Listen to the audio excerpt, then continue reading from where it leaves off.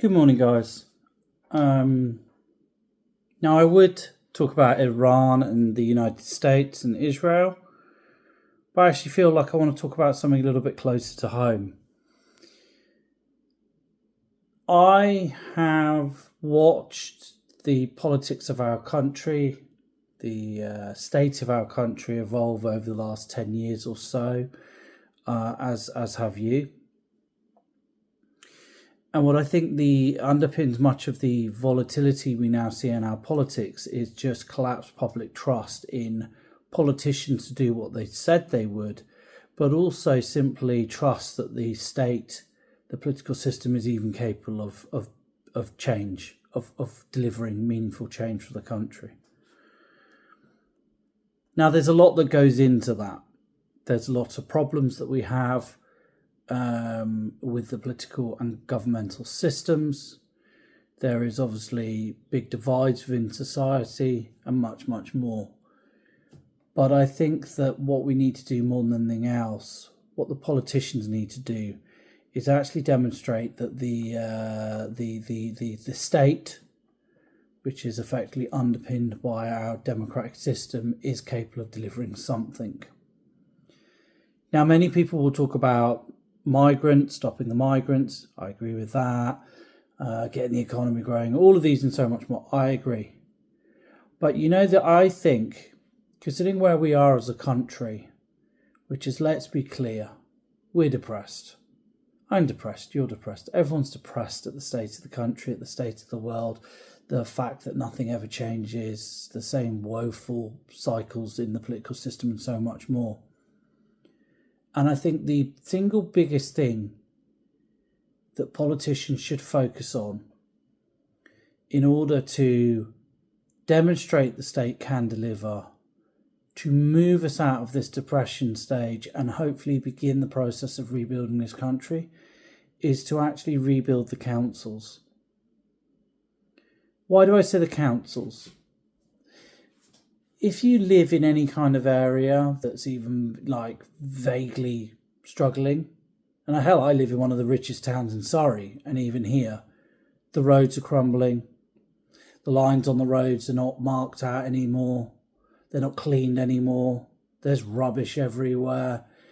Crash barriers are knocked down or beaten up, and they aren't replaced. Where I live, the grass verges have all been cut up, particularly in the last month or so because of the heavy rain, because people park on them.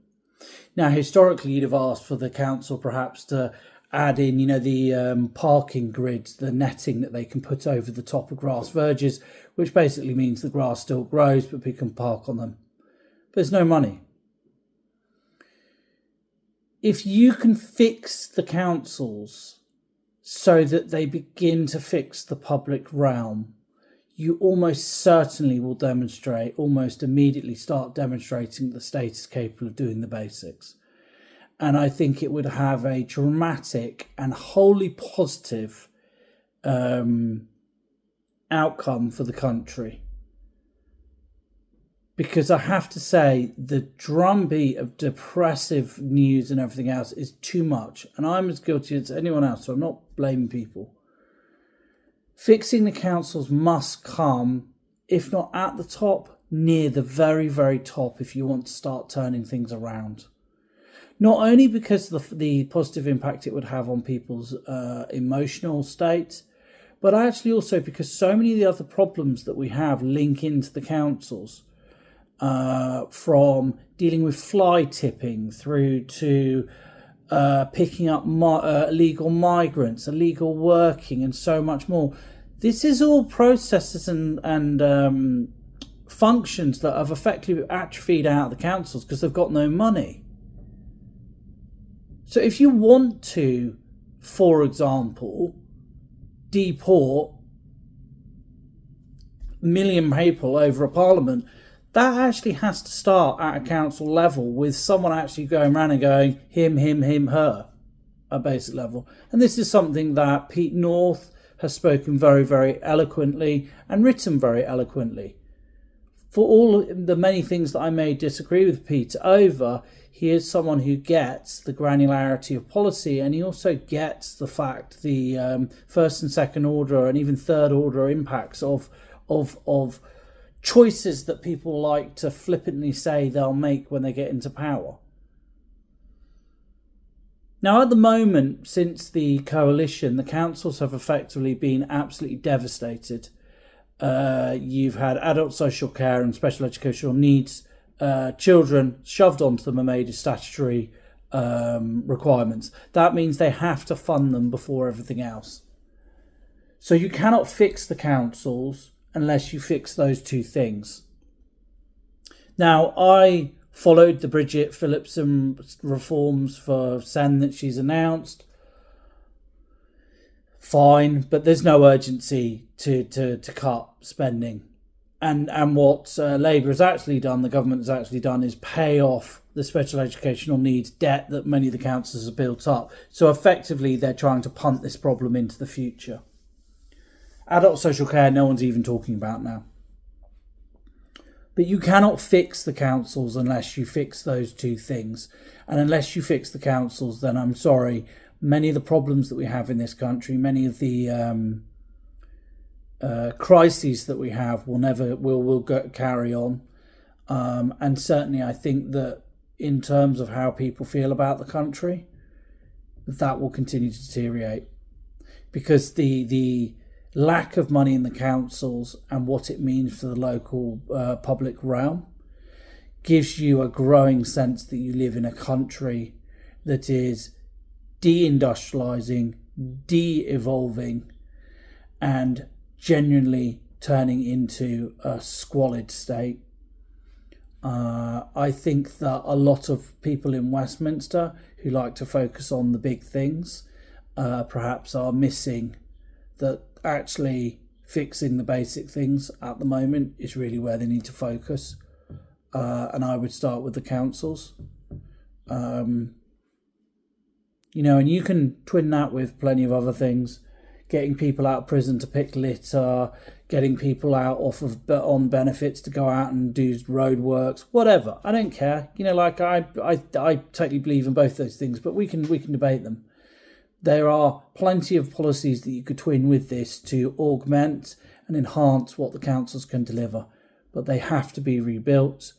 That is not something that can be left for much longer because basically they're going under. And as they go under in place after place, what happens is council tax rockets, services get cut, and people's anger with the political system, the political class, and trust in democracy continues to collapse. So this is my suggestion to the political class. How would I fund this? Well, I would tighten up the criteria for Sen to begin with massively. I'm sorry, it's over diagnosed. This is quite obvious when you compare our figures to every other country. But actually, because adult social care is making up such a large and growing portion of the money that's being spent on them, I would actually fund this via a mixture of cutting all benefits to non-British citizens, of which I hasten to add before people say something. My wife, up until recently, was one of those people, and she never claimed any benefits. And I would also take an axe to the triple lock. I would reduce it to a double or a single lock. And I would augment that so that it's not completely doing the very poorest pensioners out by augmenting additional requirements and benefits for those who are the very, very low earners or low earners within who are pensioners. We have to do something. It's no longer time. We have no longer the time to wait. Anyway, that's that.